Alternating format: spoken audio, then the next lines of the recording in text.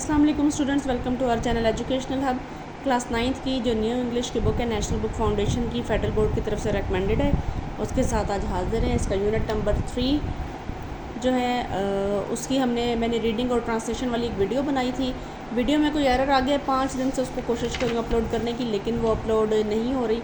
अगर आप comment section में बताएंगे ज़रूरत है तो मैं उसको दोबारा फिर रिकॉर्ड करके अपलोड कर दूँगी, ठीक है।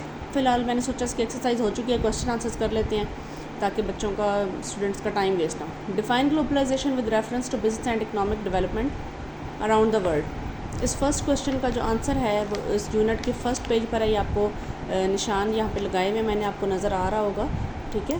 तो इसका जहाँ से स्टार्ट है, globalization is the process through which ideas knowledge, यहाँ से लेके आप इसका आंसर यहाँ तक लगा लें, लेबर मार्केट तक। ये एक ही क्वेश्चन है जो आपको बुक में मिलेगा, बाकी क्वेश्चन जो हैं उसके आंसर्स आपको खुद लिखने पड़ेंगे। तो वो मैंने लिखे हुए हैं आप लोगों के लिए, तो मैं आपको बताती हूँ, क्वेश्चंस भी रीडिंग करती हूँ और साथ में आपको बताती हूँ कि इसके आंसर्स किस तरह से आपने करने हैं, ठीक है। The second question is how do you think globalization has influenced the world. आपको क्या लगता है कि ग्लोबलाइजेशन ने पूरी दुनिया को कैसे अफेक्ट किया है। तो इसका जी सेकंड क्वेश्चन का आई होप ये आपको क्लियरली नज़र आ रहा हो, ठीक है। क्वेश्चन नंबर 2 का आंसर है यूनिट 3 के question answers. Globalization has had a profound impact on the world with both positive and negative consequences. Some of the key influences include positive में क्या आएगा, मैंने पॉइंट्स बना के लिखे, आप इसको पैराग्राफ की फॉर्म में भी चेंज कर सकते हैं। Economic growth and development, cultural exchange and diversity, technological advancements, global connectivity. और नेगेटिव में income inequality, job displacement and outsourcing, environmental concerns and political and social tensions. ये इसकी नेगेटिव इम्पैक्ट्स हैं, ठीक है। और नेक्स्ट आप देख सकते हैं question number 3 is shed some light on the positive role played by media in accelerating the process of globalization. तो क्वेश्चन नंबर 3 का आंसर यहाँ पे देख लें।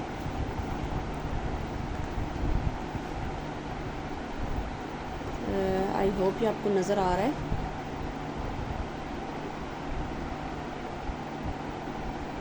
The media has played a significant positive role in accelerating the process of globalization by facilitating global communication, यहाँ पे comma है, global communication, cultural exchange के बाद भी एक कॉमा है,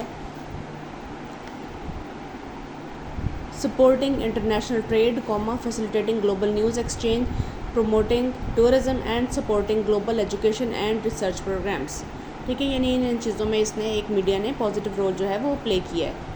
क्वेश्चन नंबर 4 देख लें। क्वेश्चन नंबर 4 है what negative consequences does globalization have for the world in general.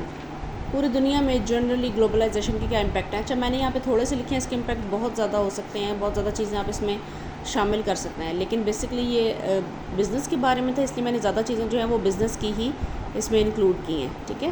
तो you can see answer of question number 4. Globalization has several negative consequences for the world, including income inequality, job displacement, exploitation of workers, dependence on global markets, spread of diseases and cyber security threats.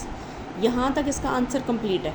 नीचे जो 3 line लिखी हैं वो मैंने एक extra point इसमें add किया, आप चाहें तो उसको कट कर सकते हैं। All of the above mentioned issues can be handled with proper policies and international cooperations. ये वाली जो 3 लाइनें हैं ये अगर आप चाहें, ऊपर सिर्फ उन्होंने पूछा है, सवाल में ये पूछा है कि आपको क्या लगता है इसका नेगेटिव, ग्लोबलाइजेशन का नेगेटिव इम्पैक्ट क्या है। यहाँ तक थ्रेट्स तक इसका आंसर कंप्लीट हो जाता है। नेगेटिव इम्पैक्ट्स की सिर्फ बात की गई है। उसके नीचे ये लिखा है कि अगर प्रॉपर पॉलिसीज़ बनाई जाए और इंटरनेशनली एक दूसरे से कोऑपरेट किया जाए, हुकूमतें कोऑपरेट करें तो इन मसाइल पर काबू पाया जा सकता है। लेकिन उन्होंने हमसे ये पूछा नहीं है। अगर आप ये 3 लाइनें कट भी कर देंगे तब भी आपका आंसर जो है वो सवाल का जवाब आपने कंप्लीट कर दिया, ठीक है। Question number 5 is how do you think globalization has improve people's lives, relate the answer to your daily life. ये क्वेश्चन खुद लिखने वाला है बच्चों का, ठीक है, लेकिन बाज़ औक़ात बच्चों की थोड़ी सी अंग्रेज़ी वीक होती है, उसके लिए मैंने ये क्वेश्चन भी आपके लिए कर दिया है, या वैसे जो बच्चे खुद लिख सकते हैं वो लिख लें। Globalization has improve people's lives in numerous ways and I can relate it to my daily life as the internet has enabled me to access information, learn new skills and stay updated on global events. ये मैंने अपना एक point सिर्फ लिखा है, आप लोग चाहें तो ग्लोबली आपको ग्लोबलाइजेशन जो है उसने किस तरह से इफ़ेक्ट किया है, तो ग्लोबलाइजेशन में बहुत सारी चीज़ें आ जाती हैं, आप ऐड कर सकते हैं। आइडिया मैं आपको दे देती हूँ, जैसे कि ग्लोबली आप एक जगह पे बैठे हुए दूसरी जगह के कल्चर को देख सकते हैं, वहाँ की आप रेसिपीज़ दूसरे ममालिक की सीख सकते हैं, यानी कि वहाँ के आप इंटरनेशनल रेसिपीज़ बना सकते हैं दूसरे मुल्कों में जो बनाई जाती हैं।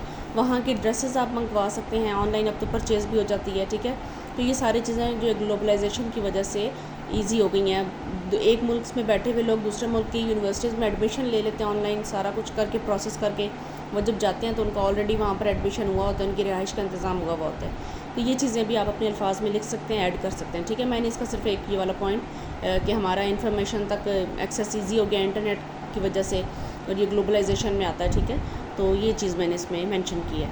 और इसके अलावा मैंने आपको बताया जैसे कि पहले भी यूनिट 3 की मैंने एक वीडियो बनाई थी, 2 वीडियोस 2 पार्ट में बनाई थी, वो दोनों वीडियोस में ही कोई एरर आ गया, वो अपलोड नहीं हो रही हैं। अगर आप कहेंगे कमेंट सेक्शन में, अगर आपको चाहिए रीडिंग और ट्रांसलेशन वाली वीडियो, तो मैं दोबारा बना के नई वीडियो फिर अपलोड करूँगी, तो आप मुझे काइंडली कमेंट्स में बताइएगा। और इसके अलावा अगर कुछ देखना चाहते हैं तो ज़रूर बताइएगा। टेक केयर, अल्लाह हाफ़िज़। चैनल को सब्सक्राइब कर दें और बाकी स्टूडेंट्स के साथ भी शेयर कर दें। थैंक यू, अल्लाह हाफ़िज़।